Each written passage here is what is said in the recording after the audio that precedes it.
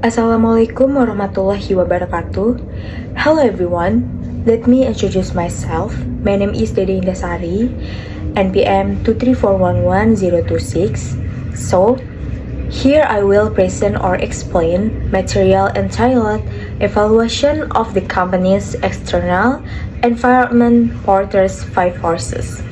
Evaluasi lingkungan eksternal merupakan bagian penting dalam manajemen strategis, yang dimana bertujuan untuk mengidentifikasi peluang dan juga ancaman dari luar.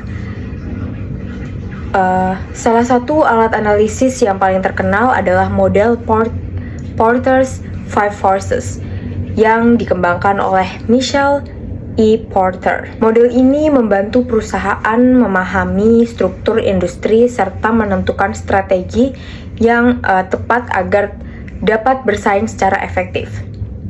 Selanjutnya, konsep dasar Porter's 5 Forces ini, model tersebut berasumsi bahwa tingkat keuntungan suatu industri ditentukan oleh kekuatan kompetitif yang ada di dalamnya. Semakin kuat tekanan dari 5 kekuatan tersebut, maka semakin rendah potensi keuntungan bagi perusahaan itu. Di sini terdapat 5 keuntungan yang meliputi: yang pertama, ada persaingan antar perusahaan atau rivalry. Yang kedua, ada ancaman pendatang baru atau new entrants. Yang ketiga, ada ancaman produk pengganti atau substitutes. Yang keempat, ada kekuatan tawar pembeli yaitu buyers. Dan yang kelima, ada kekuatan tawar pemasok yaitu suppliers. Yang pertama, persaingan antar perusahaan. Persaingan ini merupakan inti dari analisis sebuah industri. Tingkat persaingan tinggi akan menekan harga dan juga profit dari suatu perusahaan. Faktor-faktornya yaitu pertama, banyaknya pesaing dalam sebuah industri. Yang kedua, pertumbuhan industri yang lambat. Yang ketiga, produk homogen atau yang tidak berbeda jauh. Keempat, ada tingginya biaya tetap. Dan yang kelima, ada strategi agresif yang dimana antara diskon dan juga promosi besar. Dampaknya sendiri pastinya yang pertama perang harga, yang kedua penurunan margin keuntungan, dan yang ketiga ada inovasi produk peningkat. Adapun contoh, yang pertama industri retail modern di Indonesia. Salah satunya ada PT Sumber Alvaria Trijaya Tbk. Dan yang kedua ada PT Indomarko Prismatama. Keduanya sendiri memperluas cabang dan juga memberikan promosi harga serta mengembangkan layanan digital. Persaingan sangat tinggi karena produk yang dijual hampir sama. Dan yang kedua, di sini ada ancaman pendatang baru atau threats of new entrants. Kekuatan ini menunjukkan seberapa mudah suatu perusahaan baru untuk masuk ke dalam sebuah industri. Hambatan untuk masuk ke dalam barrier to entry. Yang pertama, ada skala ekonomi atau economics of scale. Yang kedua, ada kebutuhan modal besar. Yang ketiga, akses distribusi. Yang keempat, ada regulasi pemerintah serta loyalitas pelanggan terhadap brand lama. Dampaknya sendiri, yang pertama, jika mudah masuk, maka persaingan meningkat. Maka sebaliknya, jika sulit masuk, maka perusahaan lama jadi lebih aman. Contohnya yaitu di industri transportasi online. Pemain besar seperti Gojek dan juga Grab. Hambatan masuknya, pertama teknologi kompleks, yang kedua jaringan driver besar, disusul dengan brand yang kuat. Serta hal tersebut menjadikan pendatang baru sulit untuk bersaing karena membutuhkan investasi yang besar. Yang ketiga, ada ancaman produk pengganti, yang dimana produk pengganti sendiri adalah sebuah produk lain yang dapat memenuhi kebutuhan yang sama. Faktor yang mempengaruhi yaitu yang pertama, harga relatif lebih murah. Yang kedua, kualitas atau manfaat yang setara. Yang ketiga, memudahkan akses. Dan pastinya ada dampak untuk semua itu. Yang pertama, membatasi harga maksimum. Yang kedua, menurunkan loyalitas pelanggan. Serta di sini ada contoh untuk transportasi Gojek. Gojek sendiri digantikan oleh transportasi umum seperti KRL atau bus. dan juga kendaraan pribadi. Hal tersebut memungkinkan jika tarif ojek online naik, maka konsumen berpindah ke jalur alternatif. Yang keempat, ada kekuatan tawar pembeli atau bargaining power of buyers. Di sini pembeli memiliki kekuatan jika mereka dapat mempengaruhi harga, kualitas, dan juga suatu layanan. Faktornya, yang pertama banyak pilihan produk pastinya. Yang kedua, informasi lengkap seperti di internet, review, atau situs lain.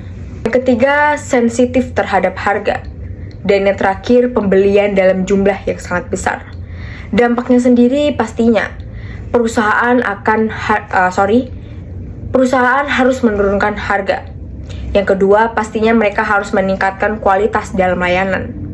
Contohnya sendiri di industri e-commerce, yang dimana Shopee dengan Tokopedia. Konsumen pastinya mudah membandingkan harga. Yang kedua, pindah platform dengan cepat. Serta kekuatan pembeli yang sangat tinggi. Dan yang kelima, ada kekuatan tawar pemasok atau yang biasa disebut bargaining power of suppliers. Di sini pemasok memiliki kekuatan jika mereka dapat menaikkan harga atau menurunkan suatu kualitas. Faktornya jumlah pemasok terbatas, produk unik atau tidak tergantikan, serta ketergantungan oleh perusahaan tinggi.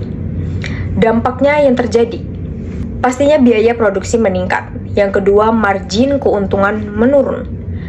Contohnya untuk di industri teknologi yaitu Apple Inc, yang dimana bergantung pada pemasok chip tertentu. Oleh karena itu, jika pemasok menaikkan harga, Apple harus menyesuaikan harga produk. Dari integritas kelima tersebut, kelima kekuatan inilah yang saling berinteraksi dan juga membentuk oleh suatu industri. Pastinya rivalnya tinggi plus substitusi yang tinggi serta industri yang sangat kompetitif.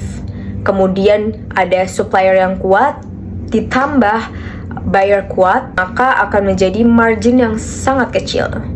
Kemudian ada entry barrier tinggi, maka perusahaan lama akan lebih stabil.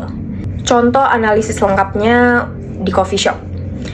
Misalnya industri coffee shop ini rivalry atau sesuatu pesaing yang tinggi. Banyak pemain seperti Starbucks dan juga kopi lokal. Yang kedua ada new entrants yang sangat tinggi. Pastinya modal yang relatif kecil serta mudah membuka usaha kopi kecil. Yang ketiga ada substitutus sangat yang tinggi. Yang pertama ada teh dan juga minuman kemasan. Keempat ada buyers yang sangat tinggi, di mana konsumen mudah pindah dan juga pastinya banyak pilihan. Yang kelima ada suppliers sama dengan sedang. Biji kopi tersedia dari banyak daerah. Kesimpulan untuk materi tersebut yaitu industri coffee shop sangat kompetitif dan juga margin yang tipis.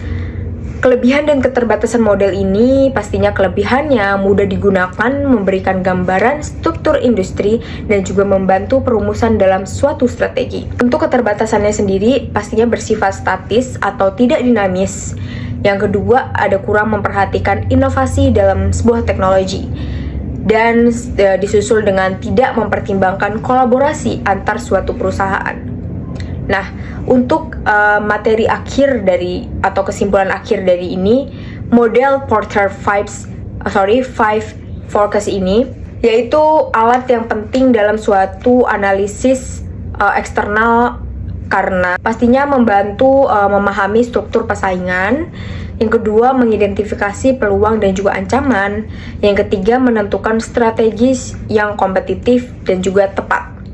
Semakin kuat tekanan dari 5 kekuatan tadi, maka akan semakin sulit perusahaan untuk memperoleh keuntungan yang tinggi. So, that's the material I can convey. Sorry if there is a lack of word in the discussion. I end it. Wassalamualaikum warahmatullahi wabarakatuh.